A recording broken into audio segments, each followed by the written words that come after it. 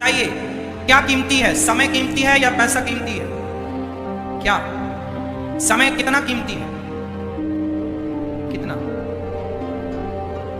आप लोग टीवी देखते हैं ना, टीवियों में जब आप कोई न्यूज देखते हैं या कोई सीरियल देखते हैं, कोई मूवी पिक्चर देखते हैं, तो आपने देखा होगा बीच बीच में ऐड आ जाता है, कहीं साबुन का, कहीं निरमा का, कहीं कुछ का। ये जो ऐड टीवी में आता है ना मेरी माँ, वो टीवी का ऐड ना 10 सेकंड का होता है, कोई ऐड 5 सेकंड का होता है, कोई ऐड 15 सेकंड का होता है। वो जो टीवी में 5 सेकंड का ऐड होता है ना, वो 1 सेकंड 1 करोड़ का होता है। टीवी के जो ऐड होते हैं वो 1 सेकंड की कितनी कीमत लेते हैं? कम से कम 1 करोड़। आप बड़े चैनल पर जाएंगे अपना ऐड देने, तो 1 सेकंड के लिए हो सकता है आपको 5 करोड़ भी खर्च करना पड़ सके। क्या ये बात सही है? समझ रहे हैं आप मेरी बात को? सोचो कि टीवी वाले 1 सेकंड 1 करोड़ में बेचते हैं। उनका 1 सेकंड कितने का होता है? 1 करोड़ का। और आप 8 घंटे व्यर्थ बैठ के गवा देते हैं, जो था वो भी गवा दिया। अब बताइए इससे बड़ी मूर्खता का और क्या परिचय होगा कि समय भी दिया, पैसा भी दिया और उठ के चले आए। यदि आप अपने समय को, अपने भविष्य को संवारने में खर्च किए होते, तो आप कुछ भी किए होते, कुछ अच्छा सोचे होते, अच्छा किए होते, कुछ बिजनेस करने का सोचते, व्यापार करने का सोचते, कुछ उद्योग डालने का सोचते, कुछ अपने परिवार, अपने लिए करने का, अपने देश के लिए करने का सोचते, तो आप अपने जीवन के जो घंटे, जो वक्त आपने जुआ में गंवा दिया, यदि उन्हीं समय का आपने सदुपयोग किया होता, तो बताइए आपकी गरीबी दूर हो जाती कि नहीं आपके द्वारा? हाँ या ना?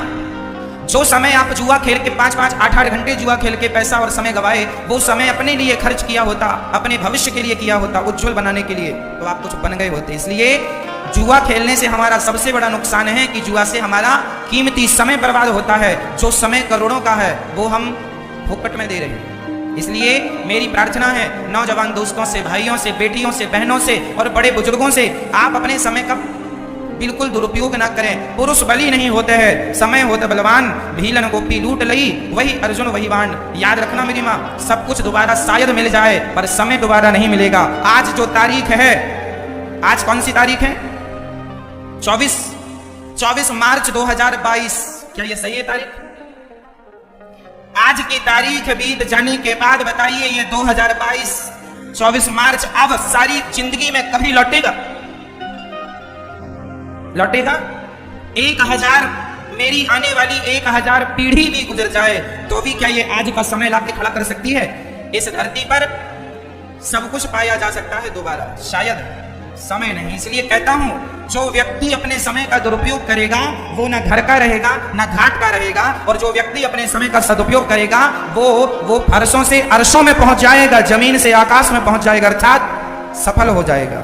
नाम इज्जत आप कमा सकते हैं। इसके लिए समय का सदुपयोग करना होगा। जुआ खेल के समय को बर्बाद करेंगे तो आपके माथे की गरीबी कभी मिटने वाली नहीं है। लोग कहते हैं महाराज जी हमारे तो भाग्य ही फूटे हैं। भाग्य नहीं फूटे, तुमने समय का दुरुपयोग किया है, इसलिए भाग्य फूट गए हैं। फूटे भाग्य लेके तुम पैदा नहीं हुए थे। भाग्य तो तुम्हारा वैसा था जैसा टाटा बिरला, अडानी, अंबानी जो भाग्य लेके पैदा हुए हैं, वही भाग्य लेकर इस धरती में हर व्यक्ति पैदा होता है। कोई अपने समय का सदुपयोग करके टाटा बिरला, अडानी, अंबानी बन जाता है, और कोई समय का दुरुपयोग करके जहां का तहां रह जाता है। ये समय समय की बातें हैं, समय समय पर होता है समय समय की बात। राम जन्म का दिन बड़ा और कृष्ण जन्म की रात। इसलिए किसकी कीमत, किसकी वैल्यू करनी है? जोर से, किसकी वैल्यू? समय। आपने अभी लॉकडाउन में टीवी पर महाभारत देखा होगा, उसमें गोल गोल चक्र चलता हुआ आवाज आती थी, मैं समय हूं। मैं कौन हूं? मैं समय हूं। ये समय का पहिया ही तो चल रहा है। अरे समय ने ही तो आपको बूढ़ा बना दिया। आप लोगों के बाल पक गए, बूढ़ा हो गया, बुढ़ापा आ गया। आपको बुढ़ापे की तरफ किसने फेंक दिया? किसने? समय ने। एक समय था कि आप बच्ची थी, बच्चे थे। एक समय था कि आप जवान थे। एक समय ये आ गया कि आपके बुढ़ापा आ गया। देखते देखते क्या से क्या हो गए, देखते देखते। तो ये समय ही तो है, ये समय का पहिया चल रहा है और तुम्हें कहां से कहां पहुंचा रहा है। इसलिए समय की वैल्यू को समझो, समय की कद्र करना सीखो, समय का सदुपयोग करना सीखो। ठीक है? कलयुग का पहला ठिकाना का क्या है? जुआ। जहां जुआ है वहां कलयुग है, जहां जुआ है वहां गरीबी है। अब दूसरा ठिकाना सुनो, द्यूतम पानम। पानम बोले तो शराब। जो शराब पिएगा वो सदा गरीब रहेगा। क्यों?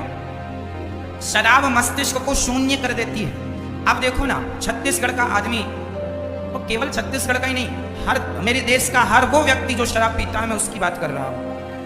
आप दिन भर में 500 रुपए कमाते हैं, माना कि 1000 रुपए कमाते होंगे, और 1000 रुपए में आपने 200-250 की यदि आपने शराब पी ली, 500 रुपए में से आपने 250 की शराब पी ली, तो बचे 250।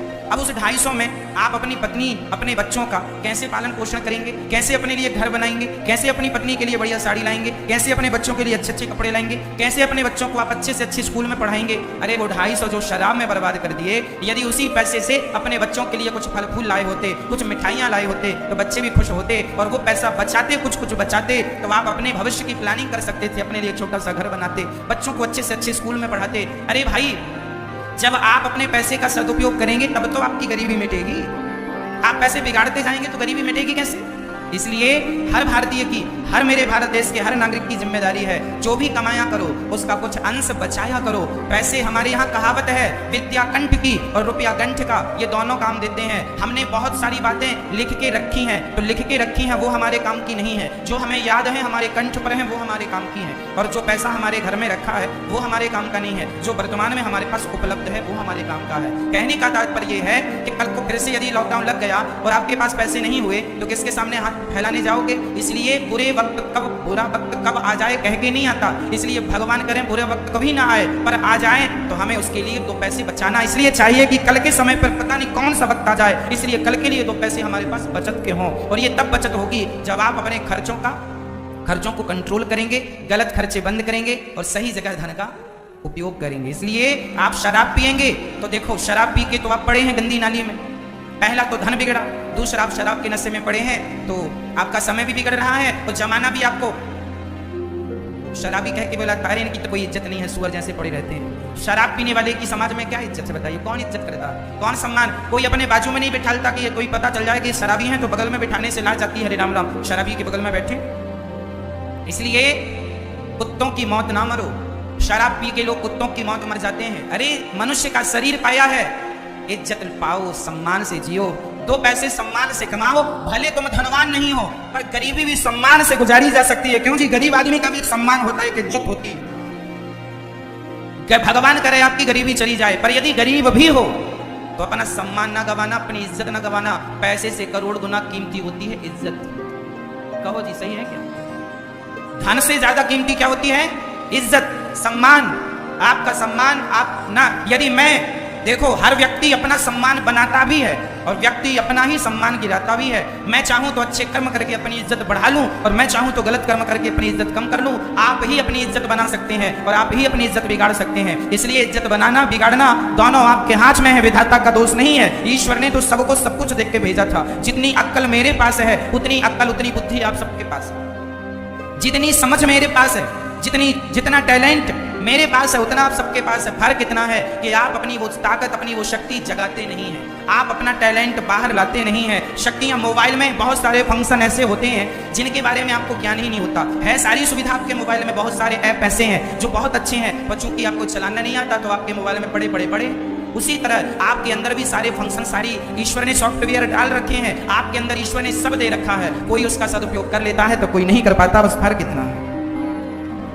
इसलिए शराब पीकर अपना विनाश ना करो। शराब पीने से भगवान श्री कृष्ण के 56 करोड़ यदुवंशी आपस में लड़के मर गए थे केवल शराब के कारण। भगवान का वंश भी शराब पी के यदि आपस में लड़ गया तो ये याद रखना, भगवान कहते हैं कि मैं भगवान हूं, मेरा वंश, मेरा परिवार, मेरा परिकर यदि शराब पीता है तो उसका ये परिणाम होता है, तुम पियोगे तो तुम्हारा क्या होगा। इसलिए सुधर जाओ, शराब पी के अपना नाश ना करो, नहीं तो इतिहास साक्षी है, रहा न को कुल रोब निहारा, द्यूतम पानम, शराब नहीं। इसलिए अपने आप को मुक्त करो शराब से और एक अच्छा जीवन जियो। और मैं आपसे प्रार्थना करता हूं, ये दुनिया, ये जमाना, ये तो चाहता ही है आज गांव में कोई तरक्की करने लग जाए तो कुछ लोग ईर्ष्यावश जलने लगते हैं और वो तो ये प्लान करने लगते हैं कि आपकी तरक्की को कैसे रोका जाए। वो तो फिर आपको शराब पिलाएंगे, गांजा पिलाएंगे, गलत रास्ते पर ले जाएंगे ताकि आपका काम से मन हट जाए और आप नशेड़ी बन के गंदी नाली में पड़े रहें और आपका विकास ना हो, सदा आपके माथे पे गरीबी बनी रहे। इसलिए कुछ लोग, एक बात बताएं, हमारे भारत में कुछ लोगों को आप लोगों की गरीबी से बहुत फायदा होता है। इसलिए वो लोग चाहते हैं कि एक तबका गरीब ही बना रहे, क्योंकि ये यदि समझदार हो गया, इसकी गरीबी मिट गई तो फिर उनकी दुकानें बंद हो जाएंगी। हमारे देश के कुछ नेता ये चाहते हैं कि देश में गरीबी बनी रहे। क्या ये बात सही है? हमारे देश का कुछ तबका ऐसा है जो चाहता है कि आप में से कुछ लोग सदा गरीब रहें। मेरी हाथ जोड़ के विनती है, उन लोगों का सपना पूरा ना होने दो। इसलिए आपसे मेरी प्रार्थना है, आप अपना विकास कीजिए, और जब आपका विकास होगा, आपके विकास से ही मेरे देश का विकास हो जाएगा। इसलिए कलयुग का दूसरा ठिकाना क्या है बताइए? कलयुग का पहला स्थान क्या है? द्यूतम, जुआ। जहां जुआ होगा वहां कलयुग। दूसरा पानम, पानम मतलब जहां शराब होगी वहां कौन होगा? कलयुग। जहां कलयुग होगा वहां कलह होगी, झगड़ा होगा, और आपस में लड़के तुम मरते रहोगे। आपस में लड़ने वाले लोग कभी विकास नहीं करते, याद रखना। आपस में लड़ने वाले लोग कभी विकास, इसलिए लड़ाई झगड़े की पॉलिसी को किनारे कर दो। भाई भाई, यदि मैं अपने, अब बताइए, मेरे पास 1 घंटा ओनली, अब मैं उस 1 घंटे में या तो लड़ लूं या तो अपने लिए कुछ कर लूं, क्यों जी? इसलिए लड़ाई झगड़े से किसी की गति नहीं है। इसलिए कलयुग का तीसरा ठिकाना है स्त्रियः, द्यूतम पानम स्त्रियः। कलयुग का तीसरा स्थान है चरित्रहीनता। जहां पुरुष चरित्र से गिरा, जहां स्त्री चरित्र से गिरी, वहीं कलयुग सवार खोपड़ी में हुआ और तुम्हारा विनाश कर देता है। इसलिए कभी कभी कभी कभी हमें चरित्र से नहीं गिरना चाहिए। राम चरित्र सुनवे तो रसिया, राम लखन सीता मन बसिया। मर जाना अच्छा है, पर चरित्रहीन होकर जिंदा रहना, कैरेक्टर लेस होकर जिंदा रहना अच्छा नहीं है। हमारा चरित्र कीमती है, इसलिए चरित्रवान बनो। रावण ने माता सीता को देखा था, उठाकर ले आया। जो पुरुष पराई नारी को देखेगा उसका क्या होगा? सर्वनाश। किसका हुआ? रावण का हुआ या नहीं? रावण के यहां सोने की लंका थी, खुद का विमान था।